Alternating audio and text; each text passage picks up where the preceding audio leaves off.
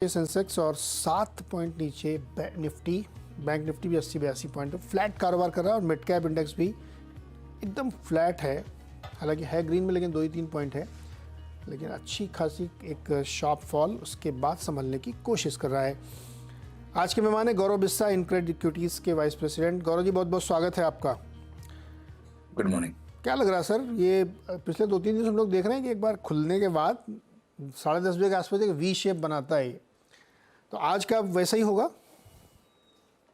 देखिए, लग रहा है कि एक रेंज, एक दायरे में निफ्टी ट्रेड करे। उसके एक दो दो कारण है। एक, अगर आप ऑप्शन देखेंगे तो 21,000 के कॉल और पुट का कंबाइन हुआ है। अगर आप देखेंगे तो सबसे ज्यादा हुआ है कॉन्सेंट्रेशन वहां पे। तो जैसे आपके चल रही, आप कहते हैं मैक्स पेन के हिसाब से, तो वो लग रहा है कि एक दायरे में सीमित रहेगा। एक ये रीजन इसमें हो सकता है। दूसरा, अगर आप देखेंगे निफ्टी के अंदर, तो डेली चार्ट्स पे मजबूत है।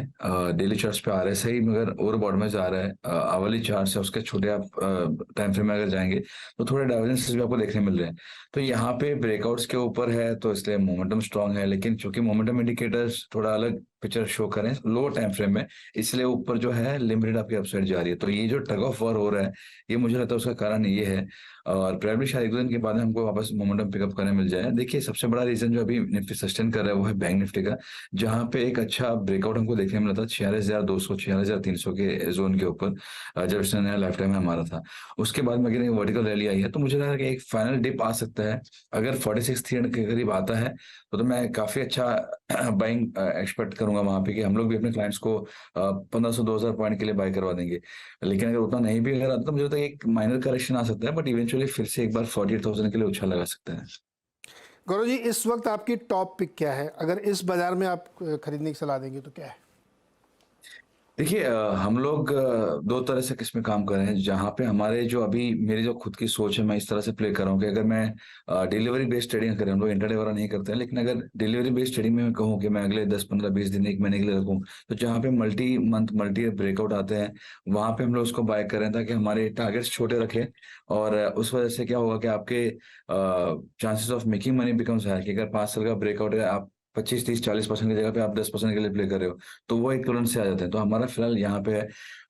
और रेलवे स्टॉक्स हमको अभी भी अच्छे लग रहे हैं। जैसे हमने अभी कुछ दिन पहले राइट्स दिलवाया था, हमने अभी कल ही हमने थोड़ा बाय करवाया है आईआरएफसी। तो इस पे फोकस आप कर सकते हैं कि एक स्पेस जो है यहाँ पे आ सकता है लॉन्ग टर्म के लिए। मॉइल, मैंने आपके चैनल के माध्यम से पहले भी काफी पीएसओ स्टॉक्स दिए हैं। मैं अभी भी पीएसओ स्टॉक्स पे ही फोकस रख रहा हूँ ज्यादा। तो जहाँ पे मॉइल अगर देखेंगे मल्टी ईयर ब्रेकआउट है, काफी अच्छा लग रहा है, तो मॉइल एक है जो रेडर पे होना चाहिए। हमने अपने क्लाइंट्स को लॉन्ग टर्म के लिए दिलवाया है। शॉर्ट टर्म में उसको मैं बिल्कुल प्ले नहीं करूंगा। एक स्टॉक है जीआईपीसीएल, जो हमने पहले भी चर्चा की थी, 160 पे 180 पे चल रहा है। तो अगर यहाँ पे 5-6% का करेक्शन अगर आता है, तो जीआईपीसीएल भी लॉन्ग टर्म के लिए अच्छा है, अगर शॉर्ट टर्म के लिए नहीं। तो जहाँ पे मल्टी ब्रेकआउट से हम लोग उसको लॉन्ग टर्म के लिए प्ले कर रहे हैं।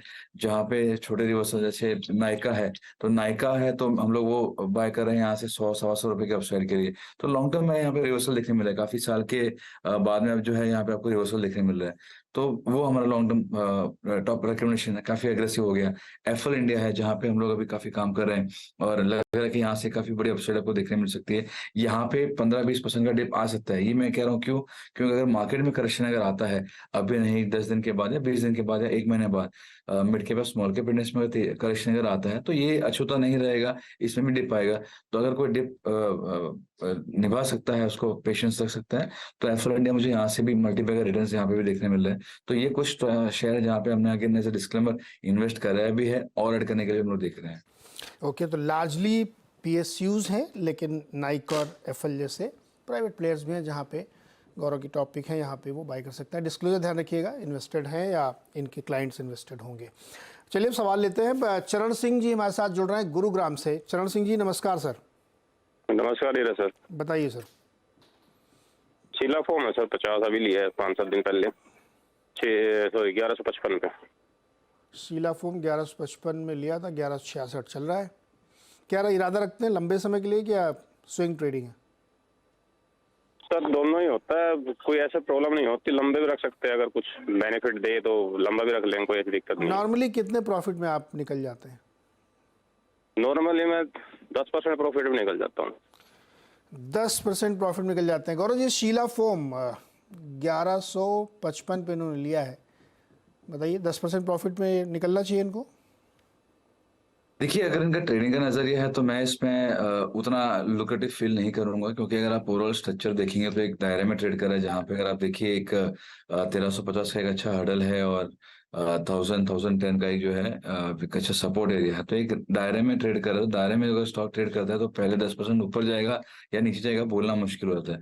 तो अगर इनका नजरिया है तो मुझे लग रहा है ज्यादा करेक्शन तो नहीं आएगा, आप बने रह सकते हैं, 10% प्रॉफिट आएगा तो आप निकल सकते हैं। मुझे इसमें जो इंटरेस्ट लग रहा है वो है लॉन्ग टर्म चार्ट्स में। 5-6 साल की लिस्टिंग है इसके अंदर। यहाँ पे अगर आप देखेंगे नीरज जी, तो यहाँ पे 940 के आसपास में एक अच्छा ब्रेकआउट हमको देखने मिला था रिसेंटली। इसने वही 940 को रिटेस्ट करके और ऊपर गया है। तो अगर ये 940 होल्ड करता है तो यहाँ से काफी बड़ी अपसाइड आपको देखने मिल सकती है। तो अगर इनका नजरिया लॉन्ग टर्म का हो सकता है तो 940 के स्टॉप लॉस से आप बने रहिए। इनको अगर लगता है कि नहीं यहाँ से 200 पॉइंट का स्टॉप लॉस मुझे डीप लग रहा है, तो फिर आप 1010 के स्टॉप लॉस से 10% के लिए प्ले कर सकते हैं। ओके, 10% के लिए क्लियर से ध्यान रखिएगा लेवल्स। अगला सवाल है कान्हा शर्मा का मुंबई से। कान्हा जी नमस्कार, बताइए। नमस्कार सर। जी। सर मेरे पास में 200 स्टेरलाइट टेक्नोलॉजी शेयर से 240 में क्या करना चाहिए? 240 पे स्टेरलाइट टेक्नोलॉजीज 146 चल रहा है। अरे बहुत पहले का है क्या? यस सर, 2 साल पहले का है। 2 साल पहले लिए है और मार्केट हाई, इस पे हाई लगा रहा है और आपका स्टॉक लोअर लेवल पे है। क्या करना चाहिए गौरव जी? इनको तो नुकसान है काफ़ी। देखिए, आपने एक बहुत अच्छी चीज कही अभी कि जब मार्केट ऊपर जा रहा है और आपके लिए कोई भी शेयर, चाहे आप स्टेरलाइट का ले लीजिए या कोई दूसरा शेयर, अगर वो फिर भी लो पे लो आ रहा है तो फिर यहाँ पे आपको देखना होगा कि आपके स्टॉक में कुछ तो दिक्कत है, क्योंकि इतना जबरदस्त अपसाइड, सिर्फ निफ्टी की नहीं, अगर आप Nifty mid cap small cap की बात करें तो वहां पे तो अपसाइड और ज्यादा भयंकर हुई है। उसके बाद में भी अगर ये नहीं चला है तो यहाँ पे कुछ सीरियस कंसर्न्स आ जाते हैं।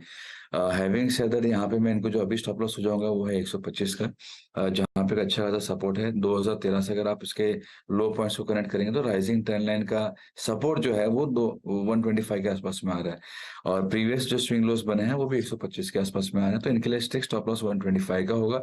अगर 1-2 दिन की क्लोजिंग 125 के नीचे अगर आती है तो एक बार एग्जिट करना ही बेहतर होगा। तो आप कह रहे हैं कि लॉस बुक करके निकले, इसमें कोई उम्मीद नहीं लग रही?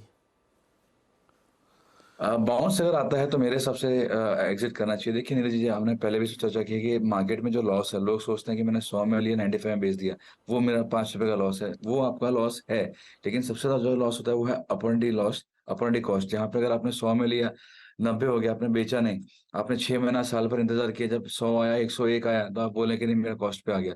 लेकिन अगर वो पैसा आपने कहीं और पे डाला होता, स्टॉप लॉस रख के या कॉस्ट पे या नीचे कहीं पे भी, और किसी और स्टॉक में डाल के, वहां पे अगर आपको रिटर्न मिलते हैं, तो जो आपने फॉरगो किया है रिटर्न, वो आपके लिए सबसे बड़ा लॉस होता है। तो यहाँ पे लोग काफी बार ये सोचते हैं कि कोई बात नहीं, मैं लॉस में निकलूंगा, मैं होल्ड कर लूंगा। Ultimately it comes back to bite you.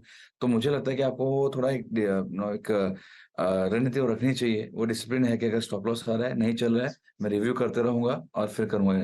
आप जब शेयर खरीदते हैं, इट्स लाइक योर बेबी, आपको कंसिस्टेंटली उस पर फोकस करना पड़ेगा, उसको नर्चर करना पड़ेगा, तब जाके आपको रिटर्न मिलेगा।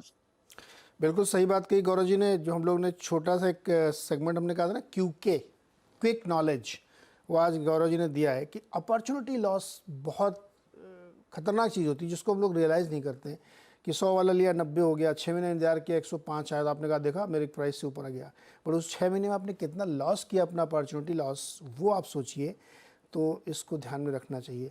तो भाई कान्हा जी, अब दिल कड़ा करिए और राइस पे इस पे बेच के निकलिए, फिर कोई दूसरे में लगाइएगा।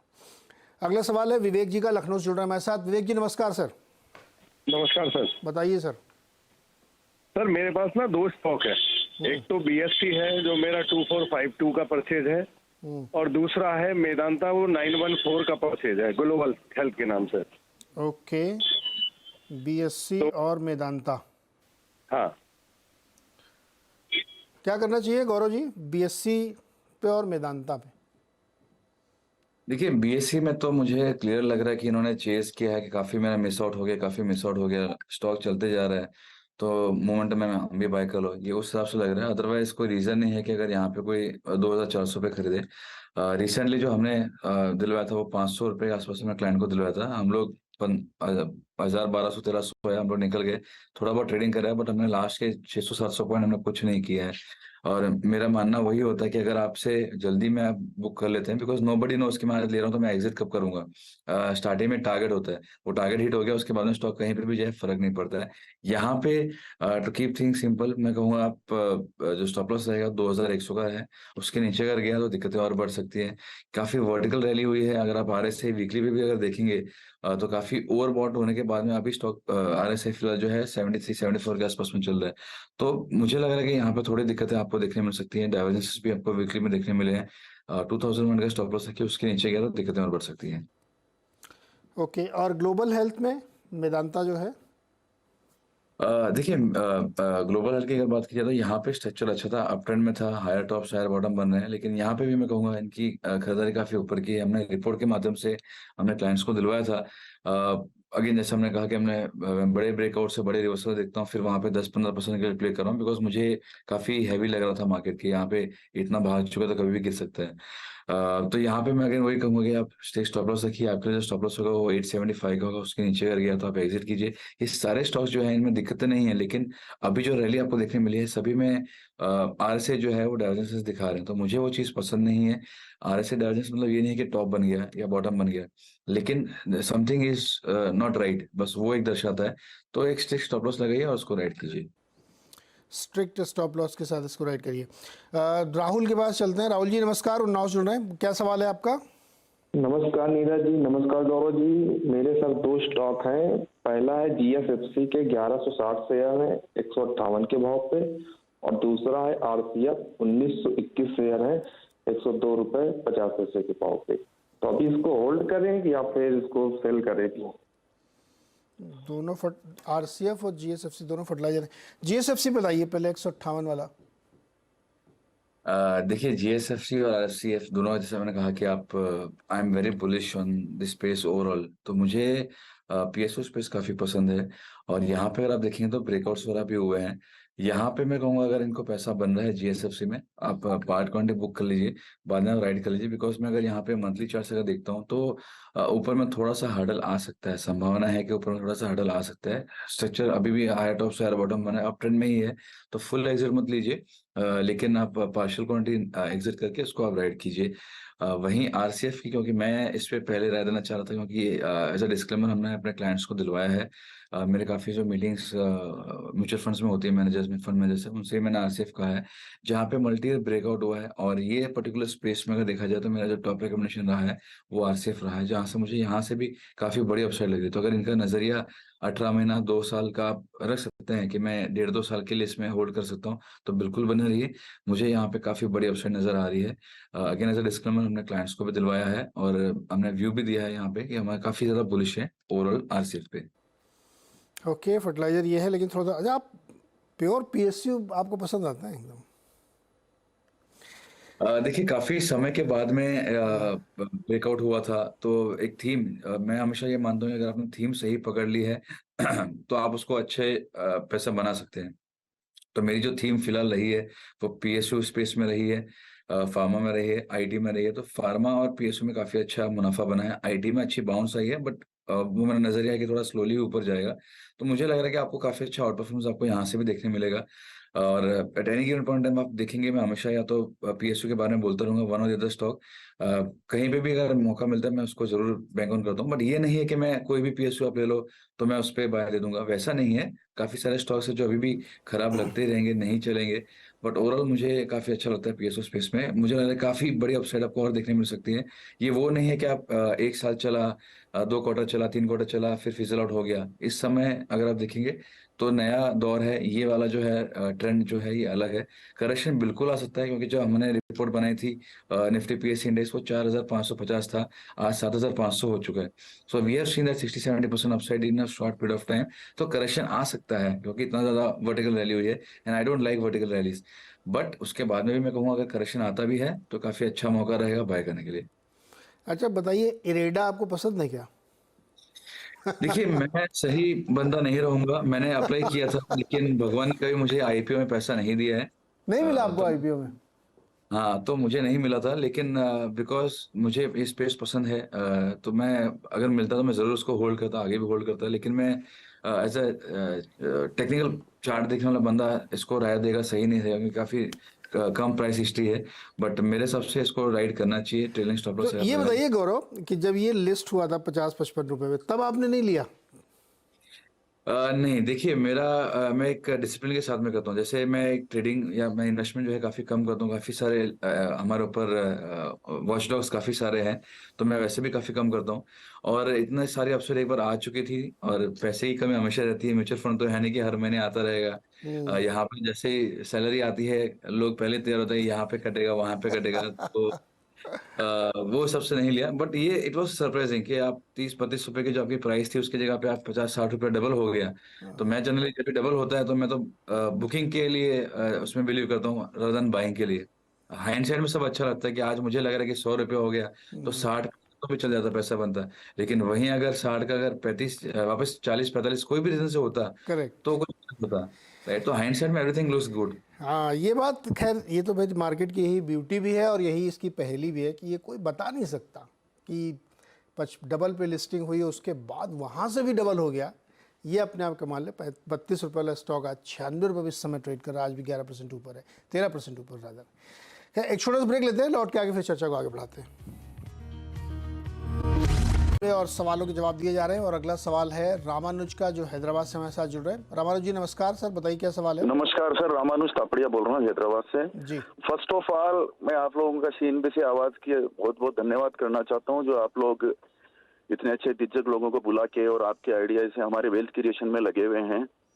तो सर बालाजी महाराज से प्रार्थना है कि आपका चैनल वर्ल्ड में नंबर 1 बने वेल्थ क्रिएशन के मामले में। मेरे 2 सवाल थे सर। एक तो मेरे पास REC 4000 शेयर है 87 रुपीज के लिए हुए, और एक नवीन फ्लोरिन मैंने अभी रिसेंटली लिया था 300 शेयर एट द 3785।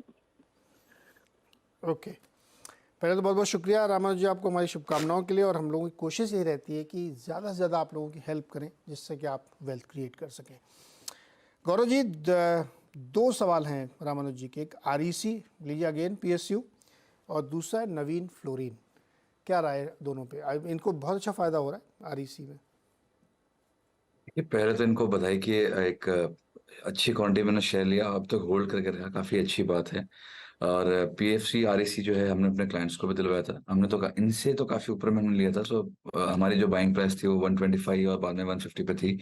तो we have booked out profits REC के अंदर। तो इनको मेरी सलाह ये होगी कि आप एक बार के लिए जो आपका इन्वेस्टमेंट पार्ट है वो निकाल दीजिए, और जो सबसे राइस चल रही है आप ट्रेलिंग स्टॉप लॉस से इसको राइड कर सकते हैं। बिकॉज देखिए इतना भयंकर अपसाइड आई है, बोलना मुश्किल होता है कि ये 450 पे रुकेगा, 460 पे या 500 पे, तो उसको आप राइड करते रहिए और ट्रेलिंग स्टॉप लॉस उसको आप फॉलो कर लीजिए। तो मुझे लग रहा है कि काफी इसमें आपको और अपसाइड देखने मिल सकता है। वहीं अगर आप नवीन फ्रंट की बात कीजिए, तो मुझे वहां पे स्ट्रक्चर जो है थोड़ा सा वीक नहीं कहूंगा, लेकिन मुझे उतना एंटाइसिंग नहीं लग रहा है स्ट्रक्चर। तो अगर इनको सिमिलर स्पेस में अगर चाहिए, तो आप दीपक नाइट्रेट पे फोकस कर सकते हैं। उसमें अगेन एज अ डिस्क्लेमर हमने अपने क्लाइंट्स को दिलवाया है, जहाँ पे मुझे यहाँ से 50% की कम से कम अपसाइड लग रही है दीपक नाइट्रेट के अंदर। And I think worst is over for Deepak nitrate. Correction आ सकता है, जैसे मैंने कहा मार्केट में करेक्शन आएगा तो वो अछूता नहीं रहेगा, वहां पे भी आपको करेक्शन आएगा, but that correction will be not very large और टेम्पररी रहेगा। और ओवरऑल मुझे यहाँ से लग रहा है कि 3200 तक के लेवल आपको देखने मिल सकते हैं। ओके, तो REC में पार्ट प्रॉफिट बुक करिए, जिससे आपकी कॉस्ट कम हो जाए, फ्री का बचे आपके पास। और नवीन फ्लोरिन की बजाय दीपक नाइट्राइट ज़्यादा अच्छा लगता है चार्ट में। रावण जी, आपके लिए ये सलाह है गौरव की। अगला सवाल है कृष्णकांत का, जो हमारे साथ जुड़ रहे हैं आजमगढ़ उत्तर प्रदेश। बताइए कृष्णकांत जी। जी नमस्कार सर। मेरा सवाल सर है IGPL। इसमें 200 स्टॉक है 456 रुपए पे। दूसरा स्टॉक है ओरिएंट पेपर, जिसमें 500 स्टॉक है 45 रुपए पे। और तीसरा लास्ट स्टॉक है सिग्नेचर ग्लोबल कंस्ट्रक्शन कंपनी है, 38 स्टॉक है, ओके, 350 रुपए पे। IG पेट्रोकेमिकल्स, गौरव जी पहले तो ये बताइए। देखिए मुझे थोड़ा थोड़ा पसंद आ रहा है केमिकल स्पेस। मैं वेट कर रहा हूँ कि हम लोग रिपोर्ट के माध्यम से इस पे एक सेक्टरल कॉल दें, बट फॉलो थ्रू बाइंग नहीं है। तो कुछ शेयर में अच्छा है, जैसे मैंने कहा दीपक नाइट्रेट में हमने ऑलरेडी बाय दे दिया था। बाकी अगर आप दीपक फर्टिलाइजर है तो हमने वो दिया था, GSCL में हमने दिया था। आईजीपीएल मेरे रेडार में काफी समय से है। यहाँ पे मैं कहूंगा कि वर्स्ट इज ओवर, ये फिलहाल नहीं हुआ है। Waiting for confirmation. अगर आप इसके वीकली या मंथली चार्ट्स अगर देखेंगे तो काफी बेहतरीन पैटर्न इसके अंदर बन रही है। यहाँ पे अगर आप देखेंगे तो एक cup and handle pattern formation लग रहा है। सिमिलर पैटर्न आपको अरविंद में देखने मिलेंगे। तो अगर किसी को लगना है कि किस तरह से मूव आ सकता है, आप अरविंद के चार्ट देखिए, एग्जैक्ट सेम पैटर्न जो है वो आपको आईजी पेट्रोकेमिकल में देखने मिलेगा। मुझे लग रहा है कि इसका जो हैंडल फॉर्मेशन है वो शुरू हो चुका है। अब वो पैटर्न खत्म हो गया, इसका करेक्शन खत्म हो गया, वो बोलना मुश्किल है। लेकिन अगर इनका सलाह सिंपल सी ये रहेगी कि आप 400 के स्टॉप लॉस से बने रहिए। उसके नीचे कर गया तो दिक्कतें बढ़ सकती हैं। अगर 400 होल्ड कर गया तो आपके जो कंजर्वेटिव टारगेट्स हैं वो एटलीस्ट 825 के आसपास के आएंगे। तो मुझे लगता है कि रिस्क वर्ड आपके लिए फेवरेबल है होल्ड करने के लिए। 825 823 के ऊपर मंथली क्लोज अगर आएगी तो नया ट्रेंड शुरू होगा, वहां से रैली नई शुरू होगी। तो मैं कहूंगा काफी अच्छी अपसाइड आपको देखने मिल सकती है इफ यू आर राइट। तो यहाँ पे आप फिलहाल 400 के स्टॉप लॉस से बने रहिए। ओके, अच्छा, दूसरा इनका था ओरिएंट पेपर। देखिए पेपर स्टॉक्स काफी एक अपसाइड ऑलरेडी दिखा चुके हैं। Similar is the case with Orient paper. यहाँ पे मगर मैं कहूंगा कि आप फिलहाल जो है थोड़े से हडल के आसपास में ट्रेड करें। तो 57 रुपये 58 रुपये जो है इसकी हडल है। तो आप फिलहाल बने रहिए। लेकिन जब तक ये 57-58 के ऊपर वीकली क्लोज नहीं देगा, फ्रेश अपसाइड्स, मेजर अपसाइड्स जो है वो थोड़ी सी इसमें लिमिटेड ही रहेंगी। लेकिन आप एक बार के लिए इसको बने रह सकते हैं। अच्छा, लास्टली वो क्विक कॉल सिग्नेचर ग्लोबल पे जो कि रिसेंट लिस्टिंग है, चार्ट पे कुछ होगा क्या आपके पास?